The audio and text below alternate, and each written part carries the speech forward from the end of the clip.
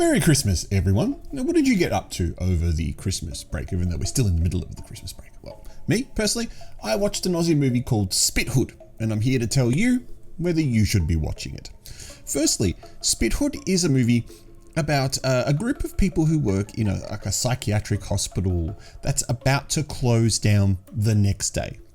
And on their final night of working in there, they get a new inmate.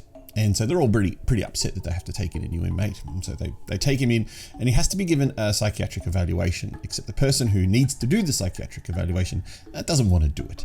And this guy that's come in, he's wanted, well, he's been convicted of the murder of 5 women.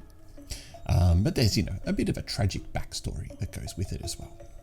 Now, Spithood, if you don't know, is one of those coverings that they put over prisoners who have been shown tendencies to spit. So thus, the spit that they do doesn't hit any of the officers or anything else. It just kind of hits their mask. So throughout the film, this guy wears a spit hood, and I can see what the writer and director are trying to do in here. They're trying to create a little Aussie horror slasher franchise where, we've had Jason with a hockey mask and Michael's with a William Shatner mask, Leatherface with a human mask. And now we've got, I can't remember the character's name, Paul Atkins, something like that, with a spit hood. However, there are a few big problems with the spit hood. Firstly, it's 56 minutes. Now, usually I complain when a movie's too long. This time I'm going to complain when a movie's too short. At 56 minutes, you're not getting much in the way of character development and storyline development. It just has to quickly go from scene to scene to scene to scene. And this is a kind of movie where you get to the end and there's a big twist that you kind of need a bit of character development. Because all of a sudden at that 40-minute mark, there's kind of this twist that just makes no sense, really out of place. And characters start turning on each other and you're like, oh, I don't like this. I don't like what this film has turned into. And that's what you can see by watching this film. There's the bones of a film, and there's bones of a bigger film.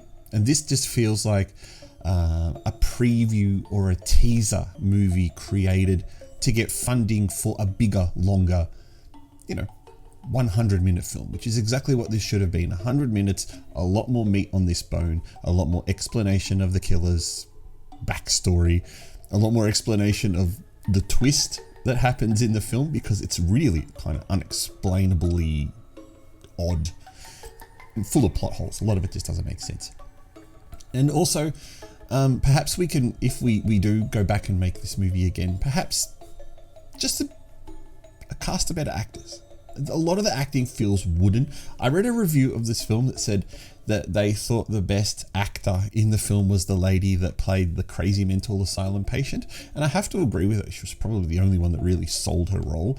Everyone else just kind of seemed a bit out of place. I mean, you got a couple of security guards that die very quickly at the start of the film. And it's kind of almost like a token gesture. No one even acknowledges that they're dead.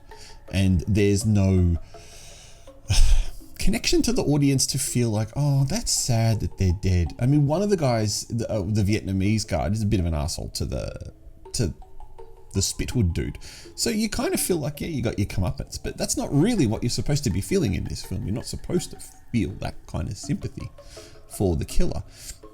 There's also, they've tried to shoot in a bit of a couple of love stories here. There's a love story between the guard and the main psychiatric lady, the lady who's doing the evaluations.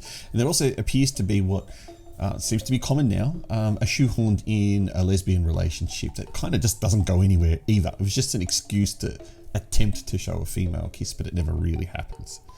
So there's bones to this film of a greater, better film that could happen, but as it is right now, there's not really much to recommend this, which is a bit sad, because as an Aussie who loves Aussie films, I love to tell you to go watch an Aussie film, but I don't think this is quite going to give you a good impression of Australian movies. But if you want to see how it can be turned into a greater film, because I've got a gut feeling that in a couple of years' time, this might be a proper feature-length slasher movie that looks a lot better than the output that we've got here. So using the ghost rating, the patent pending ghost rating, which stands for great horror or stupid trash, I would only give this 2 ghosts because I think, like I said, there's potential there. The killer idea is good.